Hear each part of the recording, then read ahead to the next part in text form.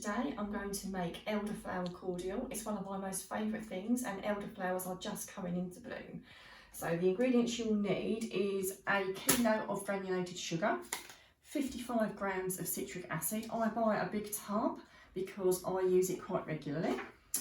4 lemons, but mine are super big, so I've only got 3. 20 elderflower heads and 1.5 litres of hot water. So to start the process, I've got scales underneath here so I can see how much is going in. So I need 1.5 kilos of boiling hot water.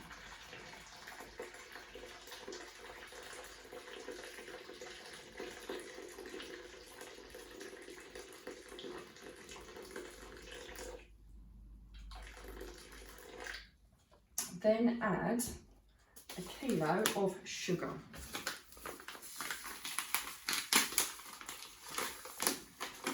So pour it in.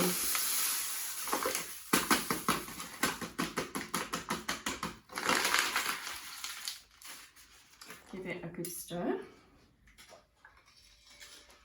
to dissolve the sugar. And then you have to leave the sugar and the water to cool down before you do the rest of the process.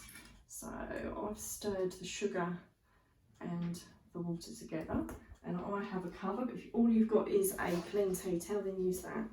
So I'm just going to pop that over the top and leave that to cool down. I've zested the lemons, I've sliced them, I've also taken the elderflowers off the stalk.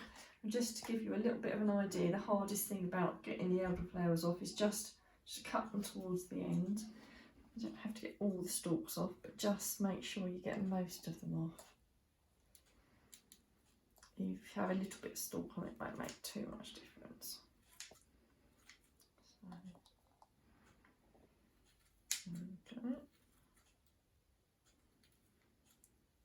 So just slide them into the bowl.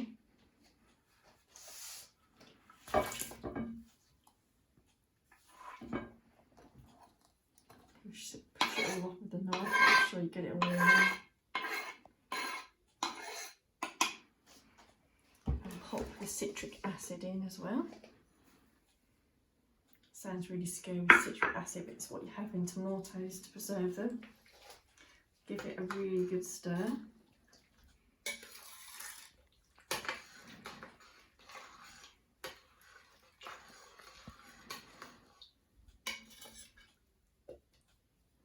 Everything off. Pop the cover over and leave it for 2 days. Give it a stir in between.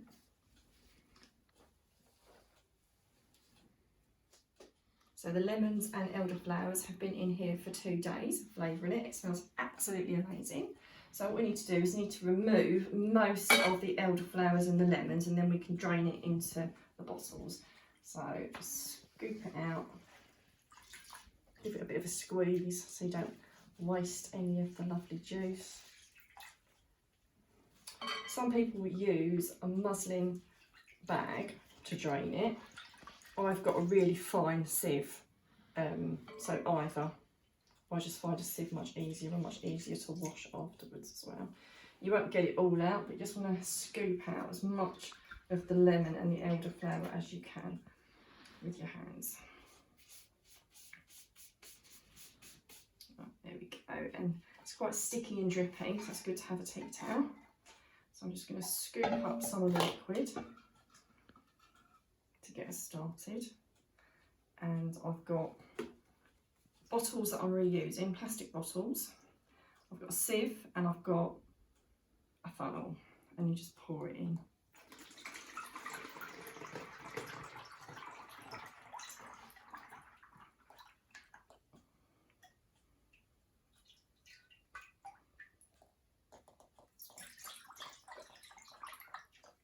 Go. That's one bottle. And move this on to the next one. I'll pour a little bit out because I freeze my bottles and the liquid will expand, so you want a little bit of room for expansion. So if we do the next one.